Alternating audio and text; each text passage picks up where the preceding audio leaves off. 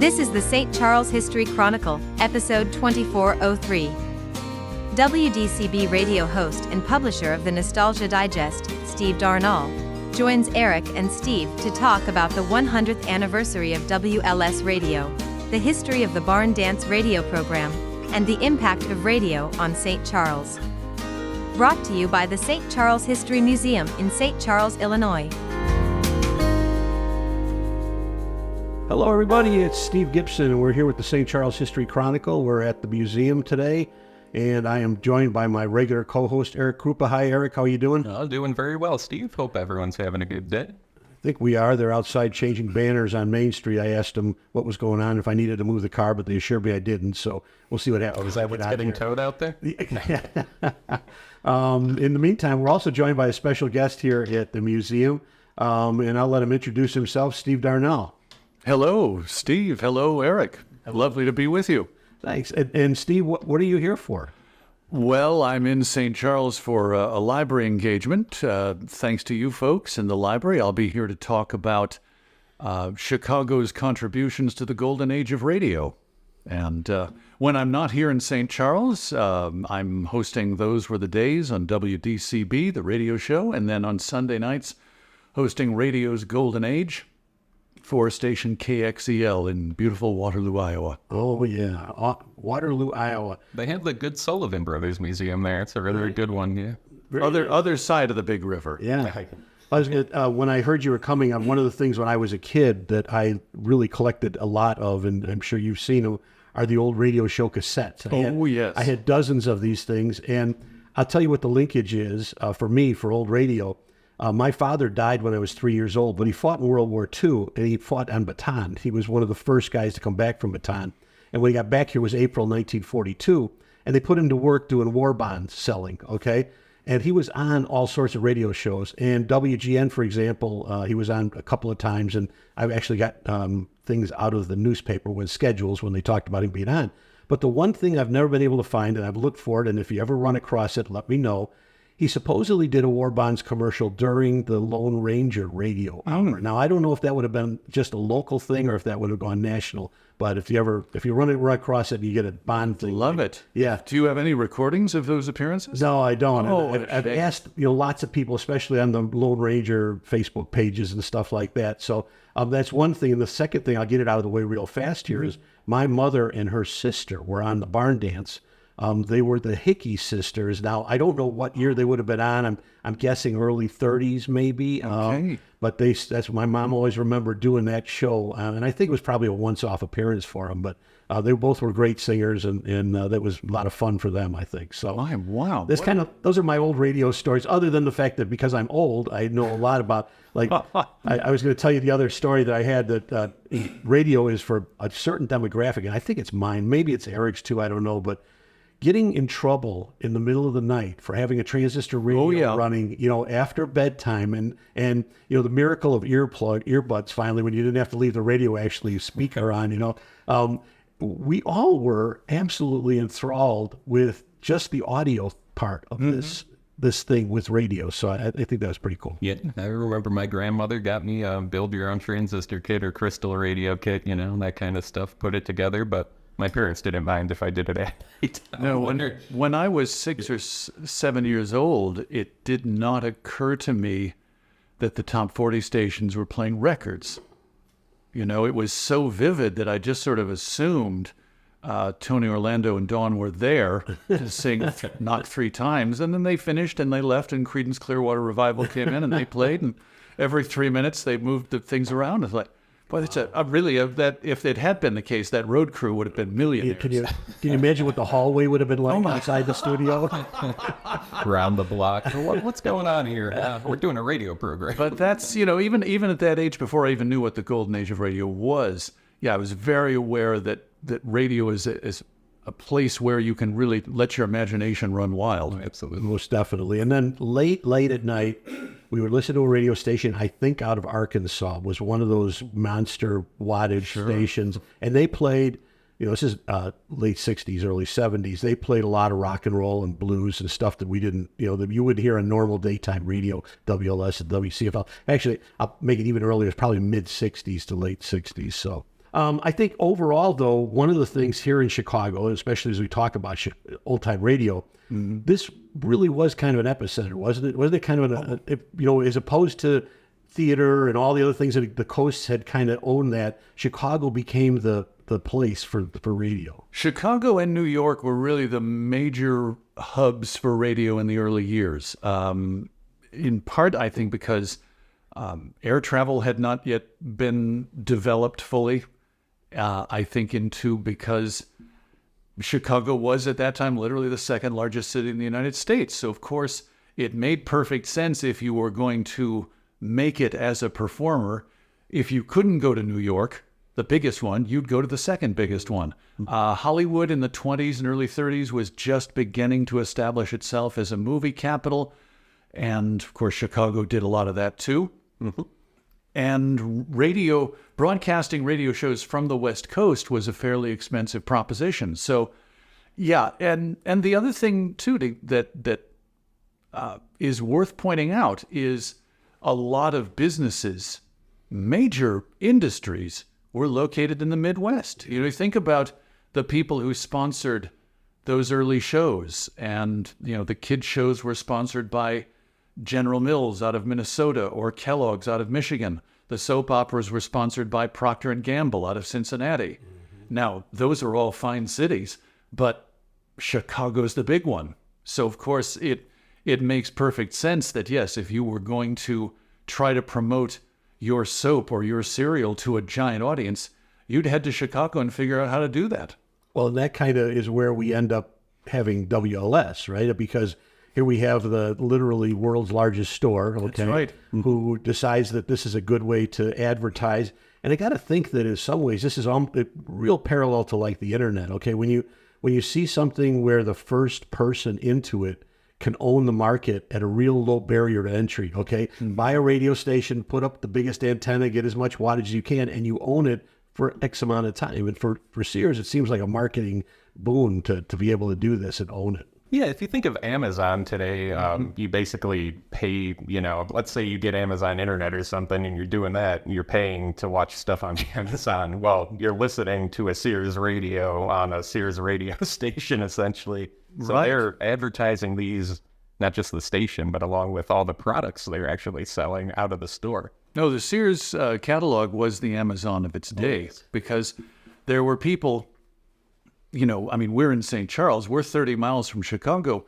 100 years ago, driving 30 miles into the city, that was a haul. Oh, yeah. And if you're 50 miles away from where we are now, then you may never get into a major city in your entire life. Exactly.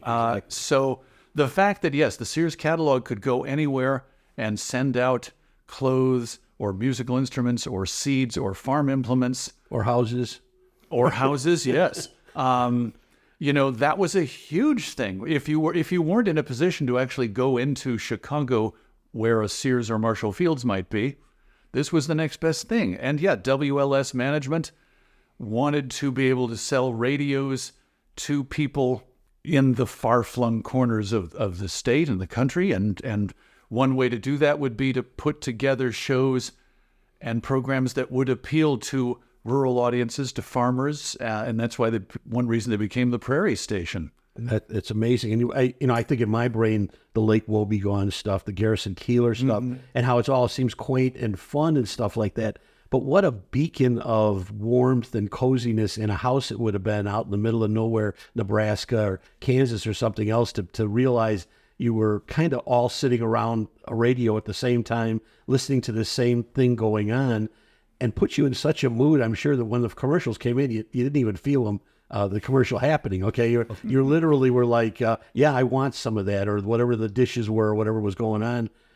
That is, I think today, will we ever see anything like that again? Can we ever have anybody that could own a thing like that in this interconnected world that we live in? Well, Amazon, other than that. Well, that's what I'm saying. So Amazon's kind of done it for this year. Oh, I see now. what you're saying. What would be the next thing that, we don't, and I see what I'll tell you another reason why I think that is, it's not the same in rural America anymore. No. It really, you are much fewer people, population's much lower. they've moved into cities. Okay, they're not as isolated, I guess. Right. And even the suburbs, and I don't say this disparagingly, but they've become more like satellites of the big cities. Oh, 100%. You know, I mean, part of that is, you know, the McDonald's and the Subways and the Starbucks all migrate around the place. But you're right. It also, with the development of the interstate highways, suddenly the idea of going from St. Charles to Chicago, now it's a 50-minute trip. It's an hour's trip. You know, before it was a day trip. Right. Yeah. And yeah, I think too, and I don't know if what this says about us as a civilization, but I think we're very much more aware of the concept of mass media. Mm-hmm. You know, 100 years ago, one of the reasons that WLS launched the National Barn Dance, or the show that became the National Barn Dance, is because in 1924, no one really had any idea what radio could or should do. And so they would throw a little bit of everything at the wall. And that's why there was a lot of music, because it was easy to get someone to come in and play the piano or the guitar, you know, and the idea is like, hey, let's do 3 hours of music that might appeal to a rural listener. Maybe it'll catch on, maybe it won't. Well, it did. And then over time, people had the idea, maybe we can dramatize things. Well, does that mean we just read Shakespeare out loud? No, we'll write our own plays, and we'll adapt comic strips for radio and do all those things. You know, radio, for better or worse, really established a lot of the templates that have followed in entertainment. And, you know, I don't know how one could recreate that template. You know, as the saying goes, you can only lose your virginity once. Right. You know? And I think, too, we're also a little more aware of both the good and bad of mass media. You know, there are people who will tell you, oh, man, this is great. We've all got to watch this show. But if you don't watch it, there are 24 other shows you can watch. They're probably all good, too. They're all coming from different places. You know, this was a time when, you know, there were 3 networks, and those took a while to form. Actually 4, I take it back, because NBC had 2 networks at the time. And so, yes, if you wanted a big name star like a Jack Benny or a Bob Hope or Frank Sinatra, they were going to be on one of the networks, one of the 4 networks. Now, of course, you know, this star can sign up with Netflix, this star can sign up with Amazon, this one can do something with Apple TV. And there's no real, you know, set quorum as to where you have to go to be entertained. You know, the contractual obligations, just like the studio system in Golden Age Hollywood kind of thing, you know. There was that too. And of course, the studios owned their own movie theaters. Yeah. So that's why, yes, you were assured you could always see the big stars of MGM at the Lowe's Theater. Yeah. Mm-hmm. I think something else comes to mind as you're saying this, because one of the things I think about is at the start, radio is very much one of those lean-in medias where it required your attention, and not that it wasn't good if you didn't pay attention, but it was set up for your attention. The news, the radio dramas, the soap operas, even the audio programs where they're playing music or something. These were all things that required you to. It was actively the entertainment box in your house. Okay, by the time I come around in the '60s, I remember my first apartment when in the '70s. We had the TV on all the time, but we never had the sound on. We were always playing music, okay? Huh. It was literally like a 2-layer entertainment thing for us, right? Weather Channel in the background and playing music in the front. But even then, I think about it, none of that radio was lean-in anymore. None of it, when I got older and I listened to more talk radio, maybe, but radio became pure entertainment. And you can have that on when you're driving your car or you're doing the laundry or doing anything else. But I think radio even understood that pretty early on, because when you think about it, the jingles and all of the other stuff that came in really put those, what do they call them, earworms? Oh, sure. You know, that I'm sure people were whistling without even knowing they were doing it, the WLS jingle or some other, you know, music from NBC chimes right there. Pepsi Cola hits the spot, 12 whole ounces, that's a lot. Yes. There we are. There you go. Yeah. Product placement. Yep. WLS comes up with the barn dance, and they try it out. I can't imagine that for people in the city of Chicago that if you're first talking to marketing people, that the first thought that came to mind was we're going to do a barn dance and we're going to invite a lot of people from out in the countryside and they're going to come in and they're going to sing popular songs out there. But I think the cool thing was, I think if they'd floated that in New York, there wouldn't have been a chance in hell that it would have happened. There were a lot more people that came from that background, directly from that background, that were working at Sears in Chicago, who came from out in the middle of nowhere, out in the sticks. So do you know how that kind of got played?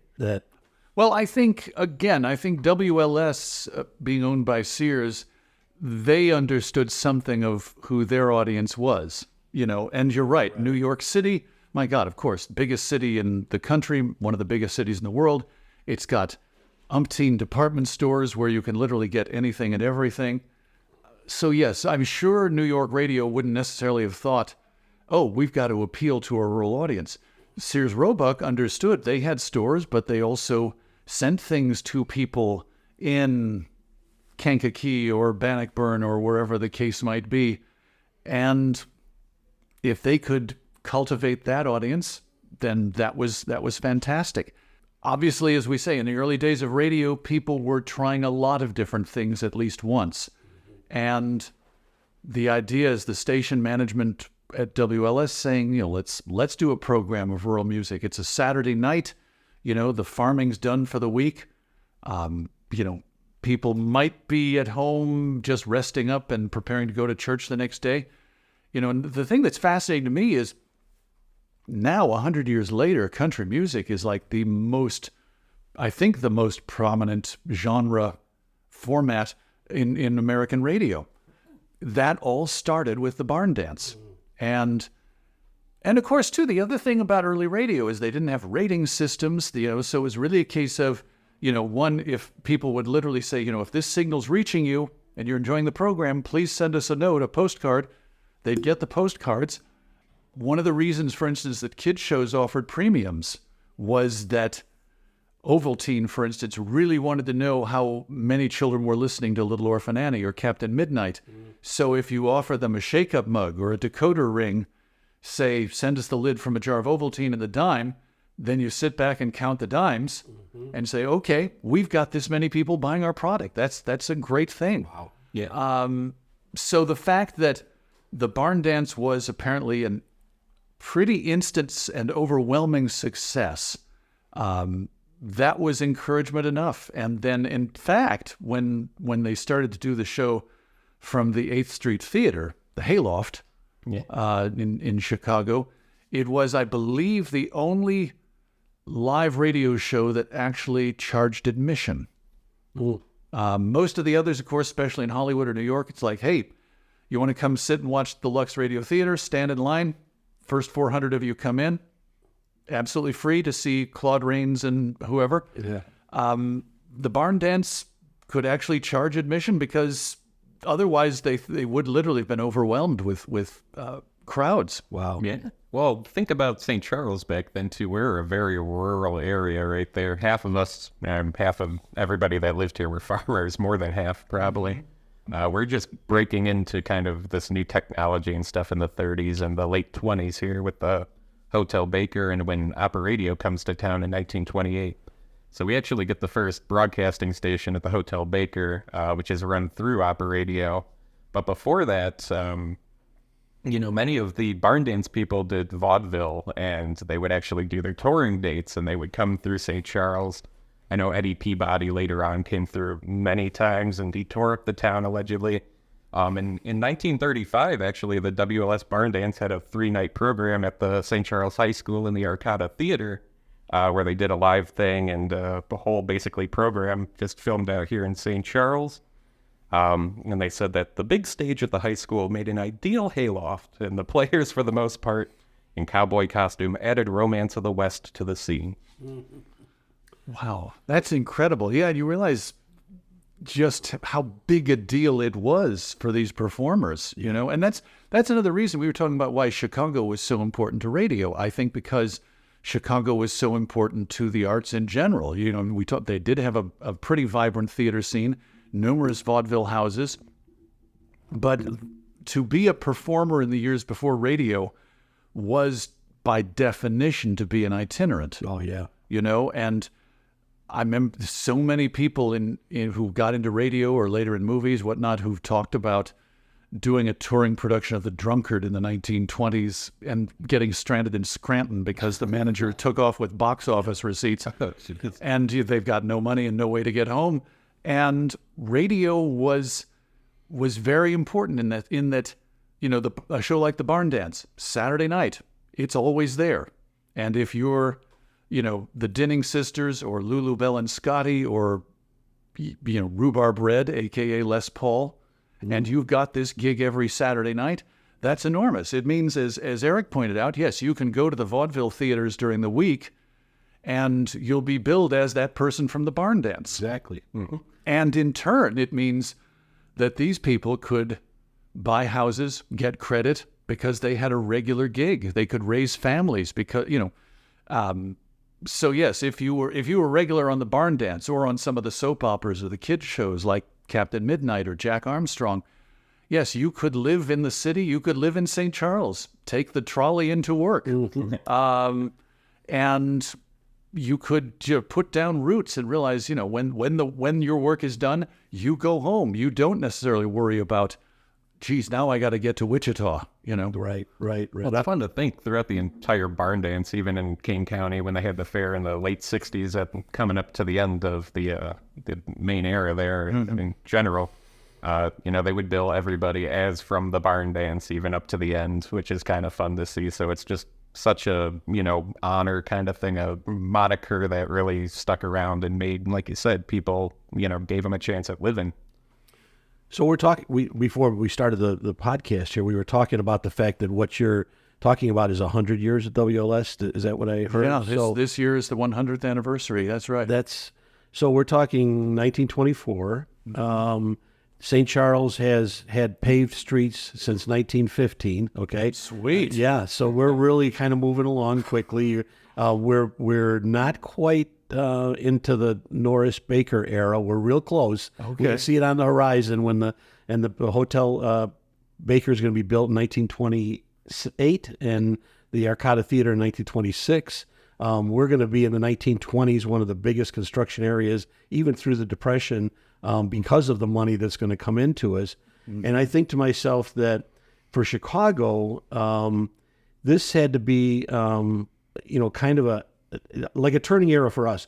Everything up until radio comes along is like you were mentioning. It's vaudeville, it's minstrels, it's local acts that tour just in the area and stuff like that. This is the first thing where we almost like step up to where everybody in their homes is getting this professional level of entertainment. This, like you said, Claude Rains showing up on the radio, and you're actually able to have that person in your living room via the radio.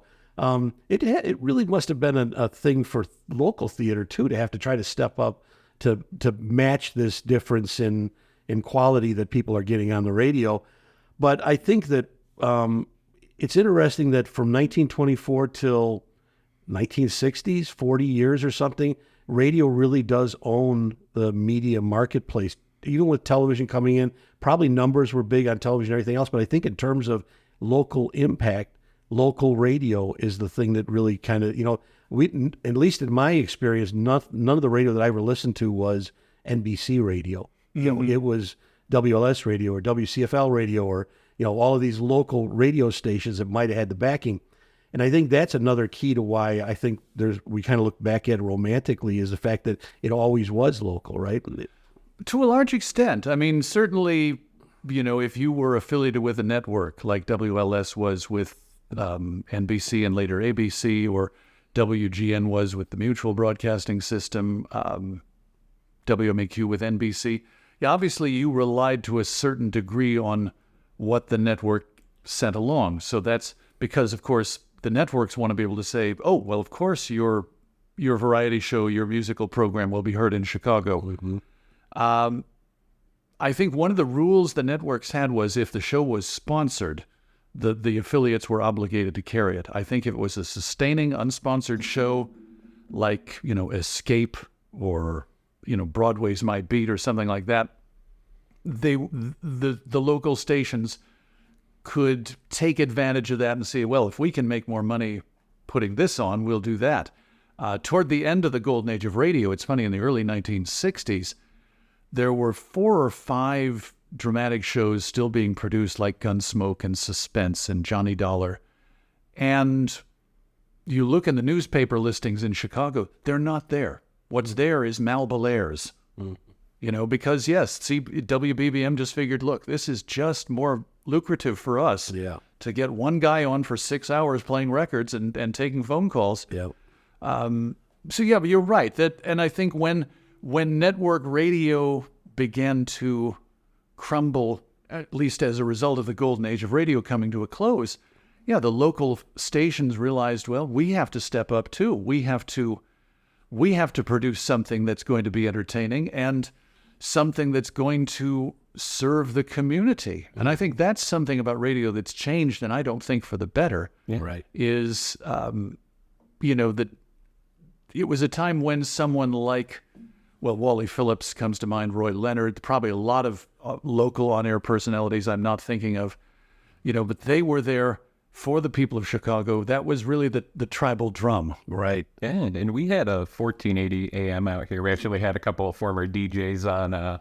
Brian Henry and John Morgan, to relay their experience kind of through the 60s all the way up until the mid-2000s. And, it's really cool to hear the stories before all of that, to see how the foundation of everything went, how it blew up and kind of became something totally different, and, what it became today.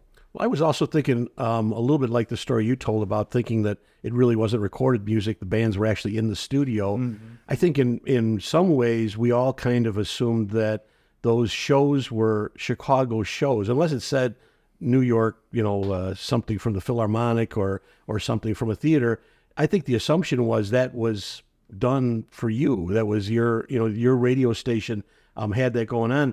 And I don't think that was necessarily conscious. I just think that it felt like it was your thing because it was on your WLS radio, your WMAQ. And I think that was something that, whether they did it on purpose or not, that's the kind of the way you felt. And what made it stronger was that all of the wrapping around it was local. The DJ that was announcing it, the advertising that you saw in the newspaper and everything else kind of made it feel like that was your station. And that's probably the way to do it. I don't think you'd want to say, hey, come and listen to New York radio all day long. And, that is what I think. On the other side of that, when we had John Morgan and Brian in here, they were talking, and John told a story about during a huge blizzard that we had here, that literally he was acting as the emergency relay for cars that were stuck in the snow west of here, that there was no other way for them to get communication to those people. Wow. That the trucks are on their way to help you, was besides him being on the radio saying that, which we've lost today. I mean, you just don't have that level of contact, and no expectation. If you ask somebody what radio station you tune to hear more about St. Charles, nobody would know. We've lost that. Well, all media too. I mean, if you look at all the hedge funds buying up newspaper companies and stuff like that as well. Yeah, I mean, there is the very notorious story of some conglomerate that took advantage of deregulation in '98 to buy up a bunch of stations. Figured, of course, it would be cheaper to have someone in New York pretending to be in Omaha, Nebraska. And then I think there was a chemical spill in the town, and none of the radio stations would report on it. Yeah, because they were all owned by New York companies who would pre-programmed everything. Yeah.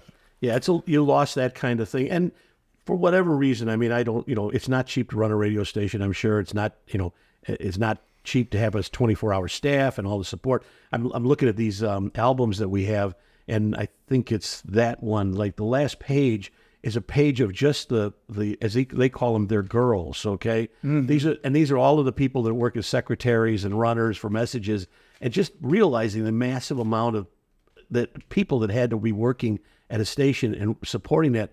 You think today of a station like WXRT, let's say, for example, or other stations in Chicago, I don't think they're running with 30 people, right? I might know better than me. I don't know. There's 32 people in this photo. And that photo. Wow. No, I have no idea in terms of, I mean, gosh, no, I remember actually years ago being at WLS, and I think I was actually a temp at the time, and my job was to take phone calls for the office. But I was the only person doing it. Mm-hmm. And there were plenty of times when because everybody else was trying to call to get on the air. And I think one of the unfortunate byproducts of radio stations being bought by companies who don't care about radio is it's sometimes patently obvious. And you're right, they don't necessarily feel any obligation other than to advertisers. And that's why you'll hear stations that say, we'll be back after this. And you realize, okay, I can pretty much get up and walk around the block before these commercials will be over. Exactly. 7 minutes later, it's still there. Obviously the technology has changed, and that's part of it too. I don't want to blame this entirely on the capitalist model. But the fact is, yes, that the needs have changed, and the role radio plays has probably changed as well. I mean, that's why we're very fortunate to have a show like Those Were the Days on WDCB, because it's for the fact that, yes, there are some programs on that station that come from the public radio satellite.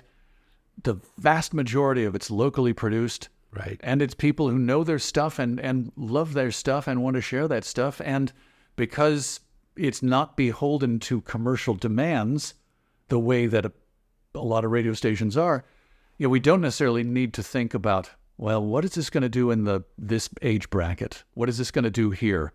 What are we going to do with this income group? It doesn't matter. You know what? If you like old-time radio, it's here. If you like folk music or jazz, it's here too. Right. And that's a model that a lot of radio stations used to employ and then stopped doing some years ago. And, for better or worse, I think I don't want to get into a whole lot of here's the problem with everything today. Well, I think you're making me think of one thing though, and that's there's always a niche market, depending on how you want to say it. And especially with radio, you've also got this tried and true thing. And, one thing that you don't have to do is you don't have to create those old time radio shows. Okay. Mm-hmm. They are there. They're going to live forever. They're not in ancient Latin. They're not in, they're not in a format that no one understands today. So there's an ability to take those things and to use them without having to recreate the content for doing that. And I think one of the things that's really neat that when I was listening to old time radio, which would have been 30 years ago or more when I went through my old time radio phase, okay, sure, which was late at night, which was, I guess, a fairly common thing. It was new because I hadn't heard it before. And one of the things I would encourage people to do, that if they haven't heard it before, is to listen to the old time radio stuff, because the nostalgia level of those things is so high. It's almost like it's in your genetics, okay, that when you're listening to these things, there's a familiarity to what is going on, whether it's the pacing or the stories, even the horror stories, the terrible mystery stories. Suspense. Yeah. Mm-hmm. Even those stories ring a bell, that whether you grew up watching The Twilight Zone or you grow up watching, Dark Mirror. I say Dark Shadows? Dark Shadows, but Black Mirror. Black Mirror. Shows like that. That genre, that thing is there. And when you go back and you listen to those old shows, remember that you're listening to a show that was at the top of its game. Okay, this is this is when they knew how to talk into a microphone, unlike me, and when they knew how to take a break for things, unlike me, and then when they would actually have the orchestra, a little orchestra in the radio station to play the bumpers and all the other things they had to do, and all of this stuff is all put together so well. So, like I say, I would encourage it if you get a chance to catch Steve's show on WDCB, and it isn't just a once-off. Now, when you have your show, do you pre-list what you're going to have on the show? Is that how you do it generally? Is it? I'm so glad you asked, Steve. Yes, as a matter of fact, we published the schedule in our magazine, Nostalgia Digest, now in its 50th year. Congratulations. Thank you. So, yeah, for both of our shows, because really from almost the beginning, we wanted people to have some notice in the sense of, oh, why don't you play Suspense? Why don't you play the Bickersons? It's like, check us out on June such and such, and you will hear that. And it helps us too, because, it allows us to try to include a little bit of everything, and it allows us also to make sure we don't accidentally play the same thing twice in a row. We publish the schedule for both of our shows in Nostalgia Digest, and this way, like I say, if people want to know what's coming up in June, July, August, it's there. And then in turn, they can say, oh, I'm really looking forward to that. Or in turn, they can say, maybe not that show, but the next week I'll be back. Mm-hmm. And it's a great experience for us. And, I always liken the job to, well, two different analogies that come to mind. One is like putting baseball cards on the floor and making a team, and it's sort of like, okay, what's today's radio station? Well, it's going to be Suspense, and it's going to be the Lux Radio Theater, and it's going to be songs by Sinatra. And that's tonight's show, and that's going to be great. The other sort of analogy that someone suggested was it's like there's a haunted house in the neighborhood, and you don't know what's inside. It might be nothing. It might be terrifying. It might be hilarious, but, we'll go in together. There you go. Yeah. So, I don't know, I can't presume how much an audience knows Fibber McGee and Molly or the Barn Dance or the Lux Radio Theater, but you know what? I'll come with you. We'll share this together. You'll hear the story. It'll either scare you or it won't. And, at the end, we'll have shared this experience. Fantastic. Well, I want to just say one thing real quick before we do that. Going back to the other topic, I didn't really think of it until now. How you describe the way you run your radio station is the other half of why I listen to your radio station. Glad to hear it. I just haven't pieced that together because, I grew up with my grandparents helping to raise me, so we had a lot of 40s, 30s stuff going on all the time. But that was the nostalgic hit for me. And then the other half of it is this is something different. This is something local. I feel a connection to this as opposed to all that garbage. From yeah. I mean, no, it's, and I'll say this, obviously we publish Nostalgia Digest on a quarterly basis. So if someone says, hey, can you play our Miss Brooks? I got to look at the schedule and see if it's there. And if it's not, I got to say, come back in 4 months and we'll talk. Mm-hmm. But, we can entertain those requests just as, Carl Pearson, the host of Jukebox Saturday Night, can do the same thing, or Bruce Oscar on the swing shift at DCB. And if somebody says, hey, how about some Lionel Hampton? He can actually tell you yes or no, and maybe today, maybe next week. A syndicated show out of New York or a pre-programmed block, they're not taking requests. No. They're not going to do anything apart from what they have in mind. And that in turn is why they maybe don't necessarily reflect the voice of the community. So how can you you haven't told us yet, but how can we get Nostalgia Digest? Well, I'm Midwestern. We don't like to brag. Okay. No, Nostalgia Digest magazine is available in select stores like Barnes & Nobles and Books A Million, but it's most readily and easily available from our website, nostalgiadigest.com. And if you go there, you can also get old-time radio shows on CD or digital download, and you can hear the archived version of Those Were the Days. So you go there, and each show's archived for 2 weeks, so if you go there right now, you can hear the show we did last Saturday. Fantastic.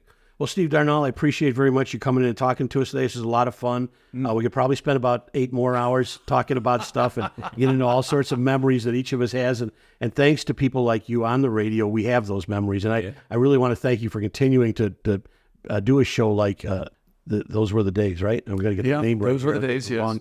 But Those Were the Days and the Nostalgia Digest, which, by the way, now that you mentioned it being on shelves, I have bought in the past. And I really appreciate that information. Being a history buff, everything that's old is fantastic to me. And Eric, I want to thank you too for being here with me today. Cool. A couple of quick things coming up. We don't really have any events planned at the moment. We're going to do a jazz weekend in September. And of course, we got our holiday gala coming up in December. But next podcast, we'll talk more about those details. Eric, anything else? So we're actually going to be hosting history tours as part of the paddle boat cruises at the St. Charles Park District. You can catch us every last Sunday. We will be doing tours on every last Sunday of each month, starting at this month in May. And Steve, where can we also find, or where can we listen to Those Were the Days, and at what time? Those Were the Days is heard Saturday afternoons from 1 to 5 p.m. on WDCB, which is 90.9 to the St. Charles community, and WDCB.org everywhere. Sunday nights, radio's golden age is on KXEL, which is 1540 a.m., and again, KXEL.com. Fantastic. Well, thanks again, everybody, and we'll talk to you next time. Yeah, have a great one.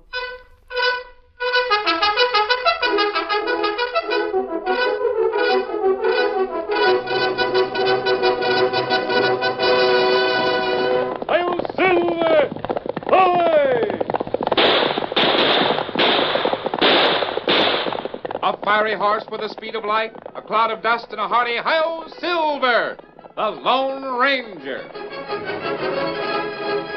Thank you for listening to the St. Charles History Chronicle podcast. This content is copyright 2024, St. Charles History Museum, all rights reserved. Thank you to Steve Darnall, host of Those Were the Days on WDCB Radio 90.9, for joining us today. You can find more information about Steve's programs at nostalgiadigest.com. Additional information on this episode and other podcast episodes is available at stcmuseum.org/podcast.